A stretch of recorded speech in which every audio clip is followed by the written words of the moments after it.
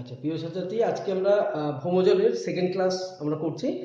গতদিন আমরা ভৌমজলের বেসিক যে ধারণা সেগুলো নিয়েছি। আজকে আমরা যেটা আলোচনা করব মূলত সেটা হচ্ছে প্রস্রবণ কি, প্রস্রবণের বৈশিষ্ট্য, শ্রেণীবিভাগ, আর্টেসীয় কূপ কি, গিজার কি, এবং কাস্ট ভূমিরূপ গঠন, কাস্ট ভূমিরূপ অ্যাকচুয়ালি কি বা তার গড়ে ওঠা শর্ত ইত্যাদি ইত্যাদি। তাহলে আমরা আজকে শুরু করি। প্রথম হচ্ছে প্রস্রবণ। প্রস্রবণ আমরা বাংলাতে বলি ঝর্ণা। প্রস্রবণও বাংলা শব্দ, কিন্তু আমরা আরো বাংলা বলি ঝর্ণা, এবং ইংরেজিতে বলি আমরা স্প্রিং।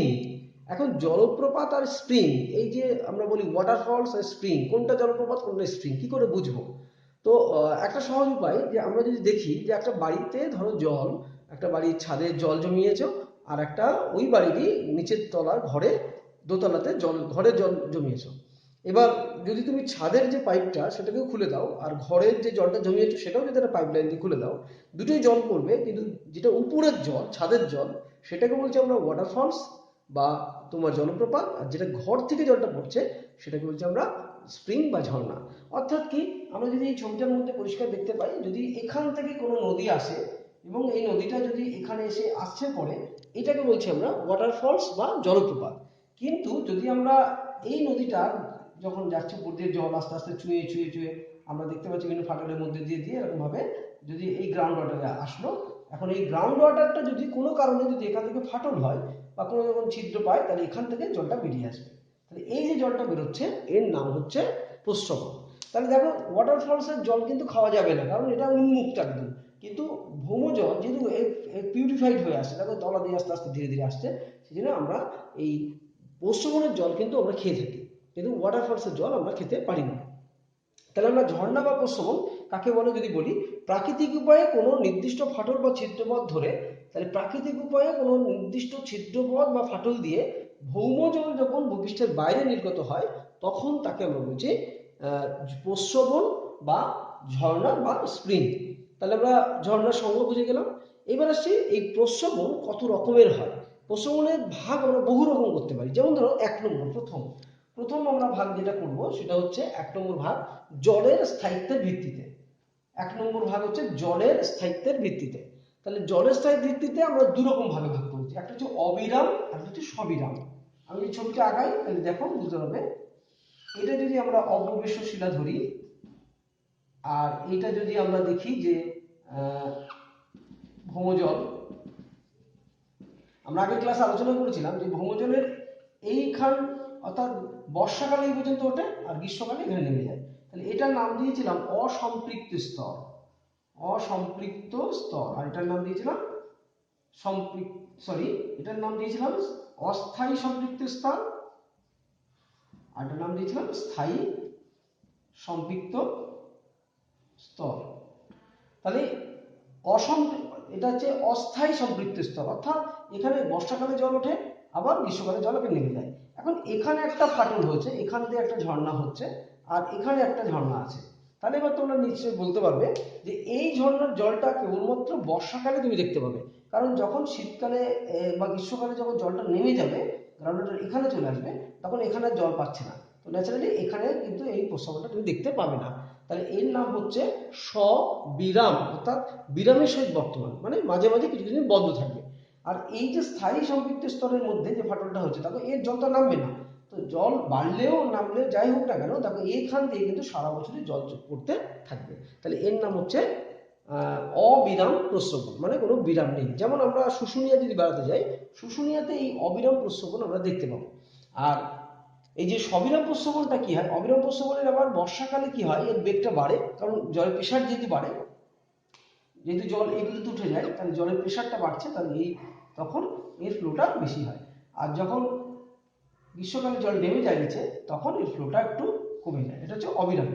আর সবিরামটা কি হচ্ছে, সবিরামটা হচ্ছে অস্থায়ী সম্পৃক্ত স্তরের মধ্যে যেটা তৈরি হয়, সেটা হচ্ছে যেমন ঝাড়খণ্ডের লুপুং যে বলে একটা তোমার ইয়ে আছে, মানে প্রস্রবণ আছে, এরা বর্ষাকালে তুমি দেখতে পাবে, কিন্তু গ্রীষ্মকালে যদি যাও তুমি সেটা শুকিয়ে যাবে, আমরা পাবো না।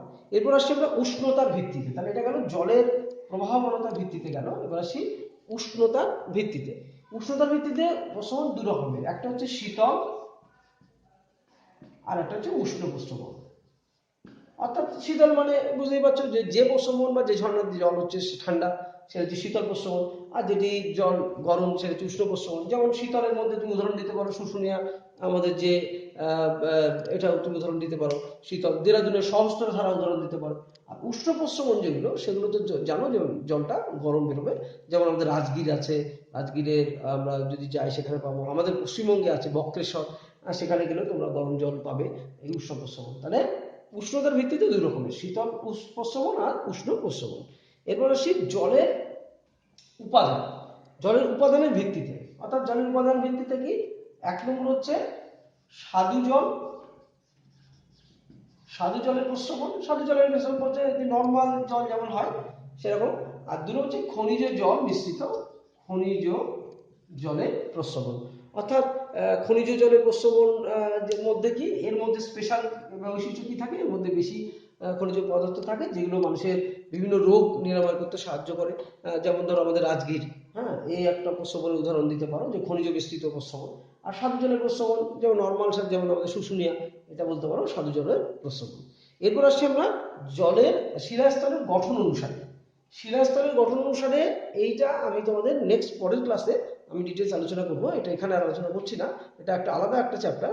শিলাস্তরের গঠন ও প্রকৃতি অনুসারে আমরা পরের দিন আলোচনা করব পরের ক্লাসে। আর আর্টেসিয়াম খুব আমরা আগের ক্লাসে আলোচনা করেছি। এবার যেটা বলবো গিজার। গিজার কি, এটা খুব ভালো করে বুঝে নাও, পরীক্ষা খুব আসে। গিজার, গিজার হচ্ছে এরকম যদি একটা ফাটল ধরো এরকম চলে যাচ্ছে নিচে ভূগর্ভের মধ্যে, এর নিচে হচ্ছে ম্যাগমা চেম্বার বা ম্যাগমা গহ্বর আছে। এখন যদি এইভাবে যদি আমরা দেখি, শিলাস্তরটা এইভাবে আছে সব, তাহলে এর মধ্যে দিয়ে গ্রাউন্ড ওয়াটার নিচে এসছে, এরকম ভাবে স্তর।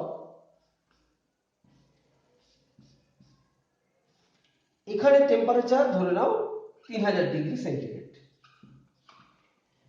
তাহলে এই 3000 ডিগ্রি সেন্টিগ্রেড তাপের পাশাপাশি যে জলগুলো থাকবে নিশ্চয়ই তারাও গরম হবে, তারাও উষ্ণ হয়ে যাবে আস্তে আস্তে। তাহলে এখন এইটা বুঝতে গেলে তোমাকে একটা জিনিস বুঝতে হবে, সেটা হচ্ছে প্রেসার কুকারের কার্যনীতি।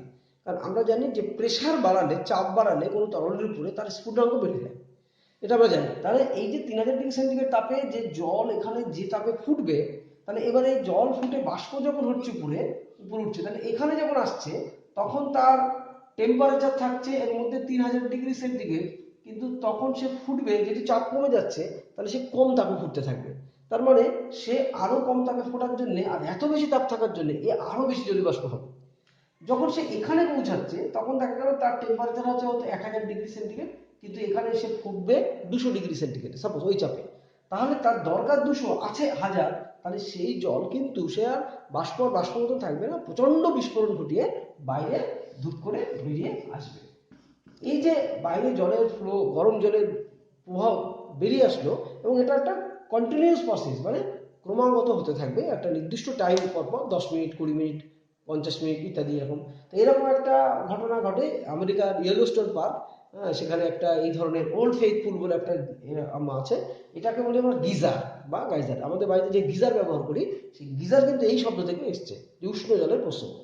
তাহলে এই উষ্ণ জলের প্রস্রবণ যেটি পর্যায়ক্রমিক, মানে একটা নির্দিষ্ট সময়ের অন্তর যদি বাইরে এরকম ভাবে নির্গত হয়, তখন সেই প্রস্রবণকে আমরা বলছি গিজার বা গাইজার। তাহলে গিজার বা গাইজার হচ্ছে একটি পর্যায়ক্রমিক উষ্ণ প্রস্রবণের উদাহরণ, যেটা আমরা আমেরিকার ওল্ড ফেইথ মানে ইয়েলোস্টোন পার্কের ওল্ড ফেইথফুলে এই ধরনের আমরা গিজার বা গাইজার দেখতে যাই।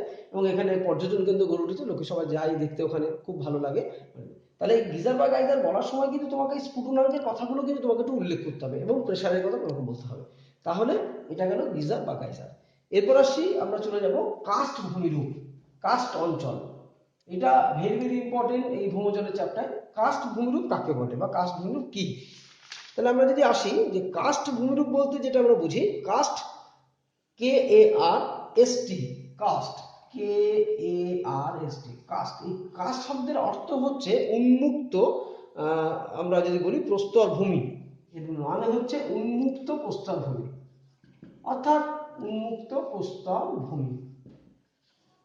অর্থাৎ কাস্ট অঞ্চলে যেটা মূল যে বৈশিষ্ট্য যেটা, সেটা হচ্ছে চুনাপাথর, ডলোমাইট, চক, জিপসাম, এই ধরনের যে অপ্রবেশ্য শিলা, সেই শিলা দিয়ে যখন কোনো ভূমিরূপ গঠন হবে তখন সেই অঞ্চলটাকে আমরা বলবো কাস্ট টোপোগ্রাফি বা কাস্ট অঞ্চল। তাহলে এই কাস্ট অঞ্চল কোথায় দেখতে পাবো, কোথায় আছে? আমাদের ভারতবর্ষে কি আছে? হ্যাঁ, অবশ্যই আছে। ভারতবর্ষে তুমি যদি অন্ধ্রপ্রদেশে যাও, বোরালু গুহা বা বোরা কেভ, হ্যাঁ, আমরা ভাইজাগ বেড়াতে গেলে ওখানে যাই দেখতে, আমরা ওখানে দেখতে পাবো। তুমি মেঘালয় যদি যাও, চিরাপুঞ্জির ওখানেও তুমি দেখতে পাবে এই যে বোরা, তোমার এখানে আমাদের এই চুনাপাথরযুক্ত অঞ্চল আছে। হ্যাঁ, আমরা যদি পাঁচমারি বেড়াতে যাই, সেখানেও কিন্তু আমরা ভারতবর্ষে যেটা আমরা পাঁচমারি ওখানে গেলে তুমি দেখতে পাবে। তাহলে এগুলো হচ্ছে আমাদের ভারতবর্ষের মধ্যে কিন্তু এই কাস্ট টোপোগ্রাফি দেখতে পাই আমরা। তাহলে এখন এই কাস্ট টোপোগ্রাফি বা কাস্ট অঞ্চল কিভাবে গড়ে ওঠে, মানে সব জায়গায় কেন দেখা যায় না, বা এইটা গড়ে উঠতে গেলে কি কি দরকার?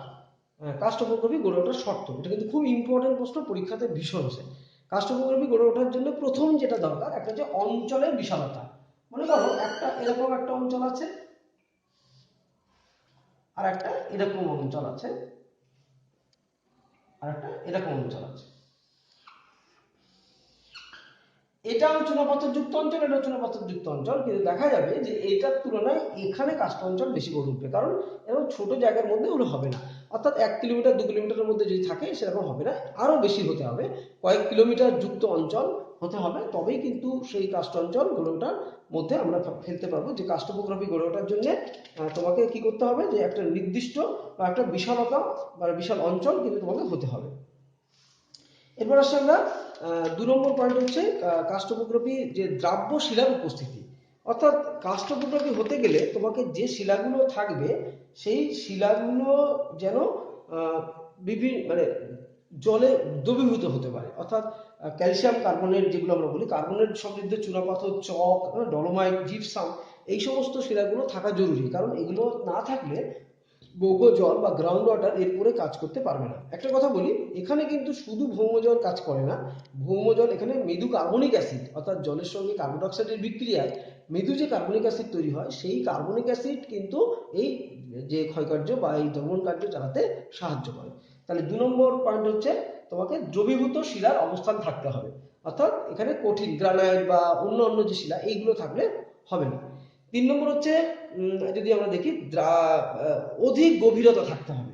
এইবার দেখা গেল যে আমি যদি একটা ছোট্ট উদাহরণ দিই, ধরো এরকম একটা মোমের ব্লক তৈরি করেছি আমরা, এইটুকু একটা মোমের ব্লক, আর একটা জায়গা তৈরি করেছি আমরা এরকম একটা মোমের ব্লক, মোম দিয়ে তৈরি। এখন একটা লোহার বল গরম করে আমি এর উপরে দিলাম, তাহলে কি হবে, কিছুক্ষণ পরেই এখান থেকে লোহার বলটা এই মোমটাকে গলিয়ে এখান থেকে বেরিয়ে আসবে। কিন্তু এখানে যদি আমি ওই বলটাকে গরম দিই, তাহলে ও কিন্তু আস্তে আস্তে ধীরে ধীরে ধীরে ধীরে ধীরে ধীরে তলায় যাবে, অনেক সময় নেবে, নিয়ে নিয়ে নিয়ে আস্তে আস্তে আস্তে নিচের দিকে নামবে। তাহলে এই যে কাস্ট টোপোগ্রাফি হতে গেলে তোমার গভীরতা বেশি হতে হবে, কারণ গভীরতা যদি বেশি না হয় তাহলে জলের কার্যটা ভালোভাবে হবে না এবং ভূমিরূপ গড়ে উঠবে না। সেই জন্য কাস্ট টোপোগ্রাফি হতে গেলে তোমাকে যেটা খুব দরকার, সেটা হচ্ছে যে তোমার গভীরতা কিন্তু বেশি হতে হবে। অন্তত সমুদ্রপৃষ্ঠ থেকে 300 মিটার উচ্চতা সম্পন্ন জায়গা না হলে কিন্তু এই কাস্ট টোপোগ্রাফি গড়ে উঠবে না। কারণ যদি একদম সি লেভেলে হয়, যদি একদম সমুদ্রের ধারে যদি হয়, তাহলে কিন্তু জল তো এখান থেকে গিয়ে তাড়াতাড়ি সমুদ্রে চলে যাবে। কিন্তু যদি আমরা দেখি উপর দিয়ে আস্তে আস্তে যেতে যেতে যেতে তারপরে সমুদ্রে যাবে, তাহলে সি লেভেল থেকে অন্তত 300 মিটার উচ্চতা সম্পন্ন হতে হবে। এবার হচ্ছে প্রবেশ্য শিলা, অপ্রবেশ্য শিলার অবস্থান থাকতে হবে। অর্থাৎ একটা অঞ্চল পেলাম এরকম, জল যাচ্ছে তো যাচ্ছে, যাচ্ছে তো যাচ্ছে, এবং চলেই যাচ্ছে চলেই যাচ্ছে, তাহলে কিন্তু কাস্ট টোপোগ্রাফি হবে না। অর্থাৎ এর নিচে এখানে একটা অপ্রবেশ্য শিলা থাকতে হবে, অর্থাৎ যেখানে গিয়ে জলটা আটকে যাবে, গ্রাউন্ড ওয়াটার তৈরি হবে। তাহলে অপ্রবেশ্য শিলা স্তরের অবস্থান থাকতে হবে কাস্ট টোপোগ্রাফি তৈরি হওয়ার জন্য অবশ্যই। এরপর আসছে আমরা অধিক উচ্চতা। আমি একটু আগে যেটা বলেছি যে অধিক উচ্চতা বলতে সমুদ্রপৃষ্ঠ থেকে কম করে 300 মিটার হতে হবে। তাহলে 300 মিটার উচ্চতা না হলে জলের কার্যটা যেটা, সেটা কিন্তু খুব ভালোভাবে হবে না। আর তারপর আসছি আমরা পর্যাপ্ত বৃষ্টিপাত, 300 সেন্টিমিটার। এবার আসি বৃষ্টিপাত। তাহলে যেখানে খুব বেশি বৃষ্টিপাত সেখানে যেমন সমস্যা, ওই কম বৃষ্টি হয় তাহলে সমস্যা। তাহলে 300 সেন্টিমিটারের বেশি তোমাকে বৃষ্টিপাত হতে হবে। 300 সেমির নিচে যদি বৃষ্টি হয় তাহলে কিন্তু এই কাস্ট টোপোগ্রাফি গড়ে উঠবে না, কারণ কাস্ট টোপোগ্রাফি গড়ে উঠতে গেলে অন্তত কম করে 300 সেন্টিমিটারের বেশি বৃষ্টি হতে হবে, তবেই সেখানে জলের প্রবাহটা পাবো এবং গ্রাউন্ড ওয়াটারের যে কার্যাবলী সেটা কিন্তু সম্ভব হবে। আর হচ্ছে ভৌম জলের বিপুল যোগান। অর্থাৎ ভৌম জলের কিছু ভান্ডার থাকতে হবে, কারণ ভৌমজল না থাকলে তো তোমরা জানো যে ভৌমজল যদি না থাকে তাহলে কার্স্ট টোপোগ্রাফি বা এই অঞ্চলে যে চুনাপাথরের মধ্যে গুলিয়ে যে আসা সেটা কিন্তু সম্ভব হবে না। সেই জন্য প্রচুর ভৌমজল থাকতে হবে এবং ভৌমজলের প্রবাহ থাকতে হবে। দেখা গেলো ভৌমজল আছে প্রচুর কিন্তু তার প্রবাহ নেই, স্টিল এক জায়গায় দাঁড়িয়ে আছে ভৌমজল, গ্রাউন্ড ওয়াটার, তাহলে কিন্তু হবে না। অর্থাৎ ভৌমজলের যে প্রবাহ সেটা কিন্তু থাকতে হবে, অর্থাৎ এইভাবে আস্তে আস্তে আস্তে আস্তে নিচের দিকে নামতে হবে। তাহলে এই গেল কার্স্ট টোপোগ্রাফি গড়ে ওঠার শর্ত। কি কি আমি একবার প্রথম থেকে বলছি। কার্স্ট টোপোগ্রাফি গড়ে ওঠার জন্য এক হচ্ছে অঞ্চলের বিশালতা হতে হবে, মানে প্রচুর লম্বা চওড়া অনেক জায়গা জুড়ে থাকতে হবে। শিলা, দ্রাব্য শিলার উপস্থিতি থাকতে হবে, অর্থাৎ যেখানে যে শিলাগুলো সেগুলো যেন ভুলে যেতে পারে সেরকম ধরনের শিলা থাকতে হবে। আর 3 নম্বর হচ্ছে শিলার অধিক গভীরতা থাকতে হবে, যে দ্রাব্য শিলাগুলো হবে তার গভীরতা যেন বেশি থাকে, অল্প গভীর হলে হবে না। 4 নম্বর হচ্ছে অপবেশ্য স্তরের শিলাস্তরের অবস্থান থাকতে হবে। 5 অধিক উচ্চতা সম্পন্ন হতে হবে, যেটা সমুদ্রপৃষ্ঠ থেকে অন্তত 300 মিটার উঁচু হতে হবে। আর পর্যাপ্ত বৃষ্টিপাত, অর্থাৎ 30 সেন্টিমিটারের বেশি যেন বৃষ্টিপাত হয়। আর ভৌমজলের ভান্ডার প্রচুর থাকতে হবে, আর শুধু থাকলে হবে না, তার সঙ্গে ভৌমজলের প্রবাহ থাকতে হবে। আচ্ছা, এই গেল হচ্ছে আমাদের ভৌমজল গড়ে ওঠার, এই কার্স্ট টোপোগ্রাফি গড়ে ওঠার শর্ত। এবার লাস্ট হচ্ছে এই প্রশ্নটা খুব আসে যে কার্স্ট টোপোগ্রাফি প্রায়শই অনুর্বর হয় কেন, মানে যেখানে কার্স্ট অঞ্চল হয় সেখানে বেশি একটা জনবসতি গড়ে ওঠে না বা অনুর্বর, মানে চাষবাস ভালো হয় না। এর কারণ হচ্ছে একটাই, সেটা হচ্ছে যে কার্স্ট টোপোগ্রাফি অঞ্চলে যে এখানে তো বৃষ্টিপাত 30 সেন্টিমিটার কাছাকাছি, বেশি বৃষ্টি হয় না। দ্বিতীয় হচ্ছে চুনা পাথর, অর্থাৎ সব ক্ষার ধর্মীয় মাটি, যেগুলো এখানে কোনো ফসলের জন্য অতটা উপযুক্ত নয়। আর সব থেকে সমস্যা যেটা এখানে, সেটা হচ্ছে যে ভৌমজলের এই যে অঞ্চলটা, এই ভৌমজল অঞ্চলের মধ্যে আমরা যদি দেখি তাহলে দেখব যে বিভিন্ন ধরনের গর্ত সৃষ্টি হয়।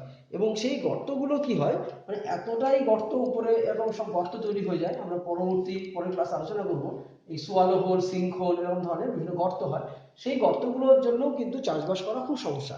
অর্থাৎ তুমি ধরো ট্রাক্টর নিয়ে যাচ্ছ, মাটির তলায় গর্ত হয়ে আছে, উপর দিকে ধস নেমে নিচে নেমে গেল, তাহলে সেই ধরনের ভূমিরূপে আমরা কিন্তু এই কৃষিকার্য করতে পারি না। সেই জন্যে কার্স্ট টোপোগ্রাফি অঞ্চল প্রায়শই অনুর্বর হয় এই কারণের জন্য। 1, বৃষ্টিপাতের অভাব।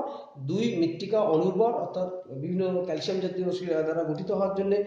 বন্ধু ভূপ্রকৃতি বা গর্তযুক্ত ভূমিরূপ থাকার জন্য। অনুন্নত পরিবহন ব্যবস্থা, অর্থাৎ এরকম ধরনের গর্তের জন্য কোনো পরিবহন ব্যবস্থা গড়ে ওঠেনি। তাহলে ইত্যাদি এই সমস্ত কারণের জন্য দেখা যাচ্ছে কার্স্ট টোপোগ্রাফি প্রায়শই অনুর্বর হয়। এটা কিন্তু খুব ইম্পর্টেন্ট প্রশ্ন, 2 অথবা 3-এর জন্য আসে। আমরা পরের ক্লাসে আলোচনা করব কার্স্ট টোপোগ্রাফি, অর্থাৎ কার্স্ট অঞ্চল ভৌমজলের কার্যের ফলে কিভাবে বা কি কি ধরনের ভূমিরূপ গড়ে ওঠে, সেটা আমরা নেক্সট ক্লাসে তোমাদের সঙ্গে আলোচনা করব।